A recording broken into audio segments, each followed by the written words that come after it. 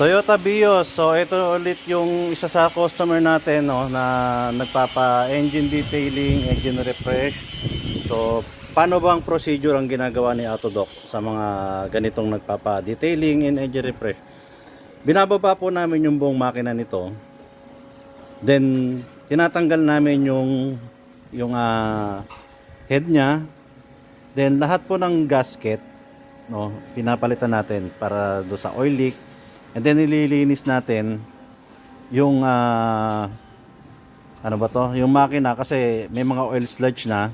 So ito walang nangyayaring top overhaul. So sinasabi ng iba pagbalik mo, ma-vibrate na. Siyempre po pag nakita natin yung mga support, i-recommend natin sa customer na palitan na. Kasi nga kaya nandito yung unit ni sir para i-correct na natin lahat. Then sa pagbabaklas po ng makina, ito makita nyo, yung makina nililinis na.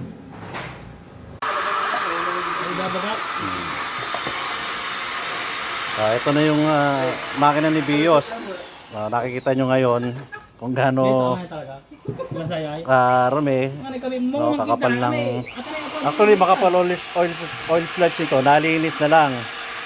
So ito kasi yung package namin na 10,000 dito, alam nyo, lahat dito pwede nyo nang ipasabay change oil, oil filter, mga gasket.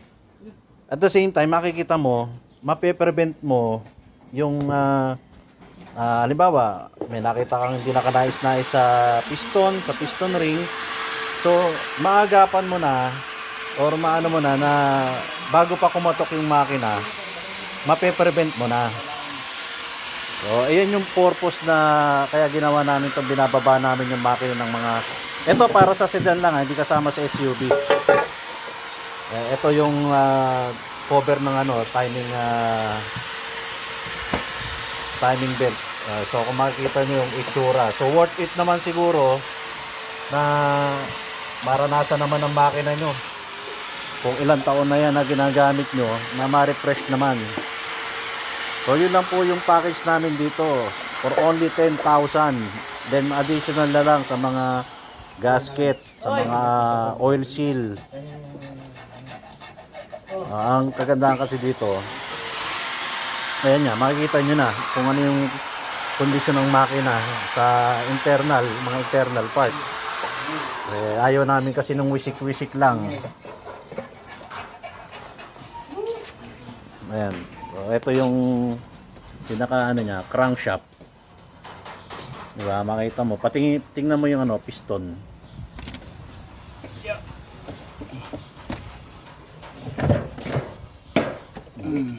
Diba? Makikita mo na kung may tama yung liner, kung may tama yung piston, or yung lagusan ng mga coolant, yung mga water jacket, makikita mo na yan kung papalitin na, kung pabigay na. At least dito, mapiprevent mo na yung mga niya. Yung pagkasira talaga, yung malalang sira, yung papunta na sa overhaul. So ano ba mas magastos? Yung pa engine refresh o yung pang pang overhaul? Ikaw, Jasper? Magastos. Magastos magbakasyon. Magastos magbakasyon, sir. Gastos magbakasyon? Ginusto mo yan Walang walang CA walang bale Nako, babalian ko kayo ng boto. For now.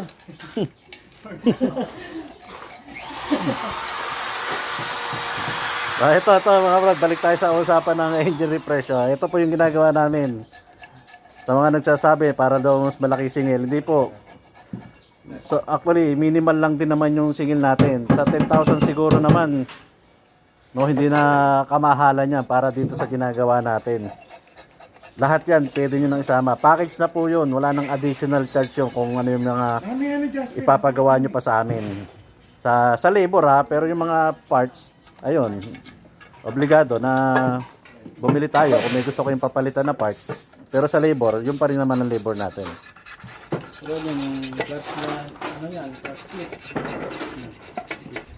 Kalen?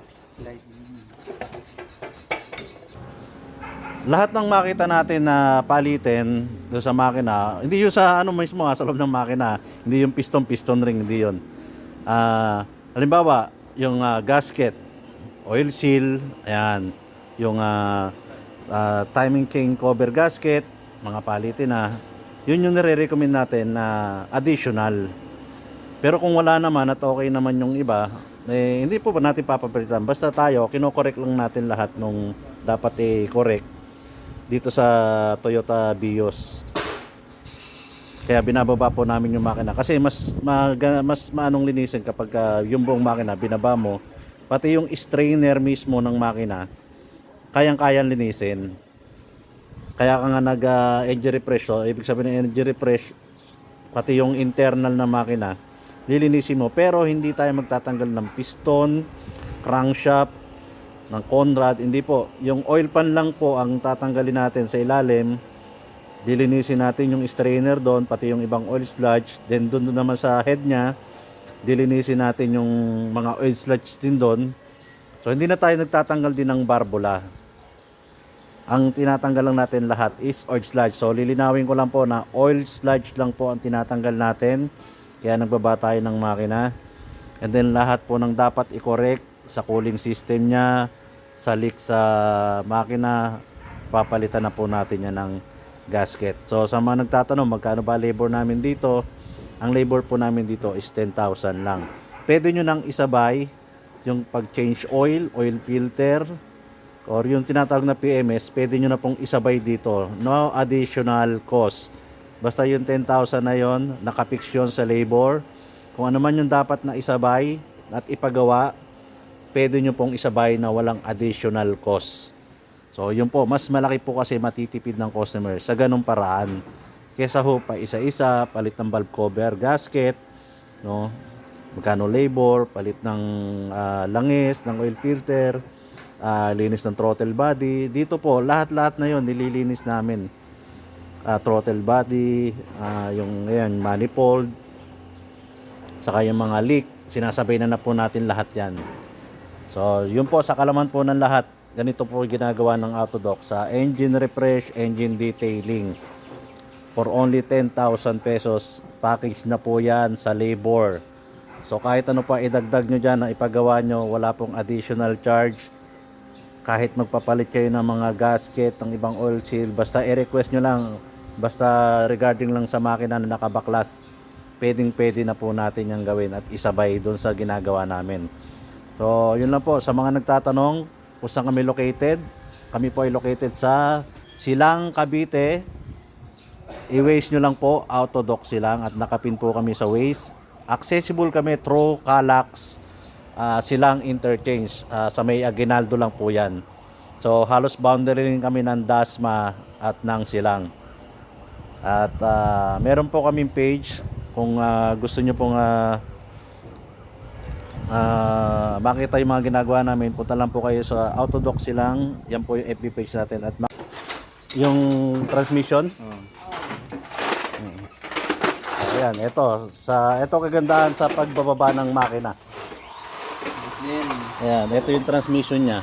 So nakikita mo na agad yung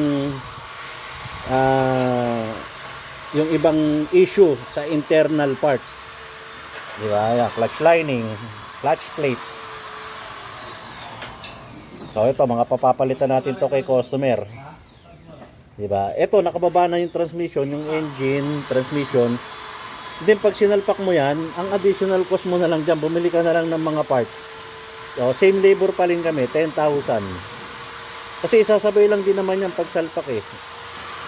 O, kaysa magpapaano ka pa ng iba labor sa transmission, no? Pagpapalit ng mga clutch kit. Ito, isang bayaran na lang to ng labor. Kaya sa nagsasabi na mas magastos, hindi po. Mas makakatipid pa to kayo dito. Kaya sa mga nagpapa-schedule po, mag-PM muna kayo sa page namin para mabigyan namin kayo ng slot. Yan po yung agandahan dito sa ginagawa namin na baba na yung makina nitong Vios sa engine refresh, engine detailing. Sulit na yung 10,000 nyo dito mga brad. So ano pang hinihintay nyo? I-message nyo lang po kami sa aming page ng Autodoc Silang sa FB. Then ako rin po yung sumasagot doon para mabigyan namin kayo ng schedule. Ito ginagawa namin to 2 to 3 days. Depende po sa makikita pa namin na ibang dapat gawin. So at least ito, paglabas niyan dito, goodas nyo na yan yung ano nyo, yung videos nyo. So yun lang po. Abangan nyo na lang po yung mga abang videos namin, mga update videos sa aming page, YouTube, TikTok, and sa Reel. Maraming salamat po.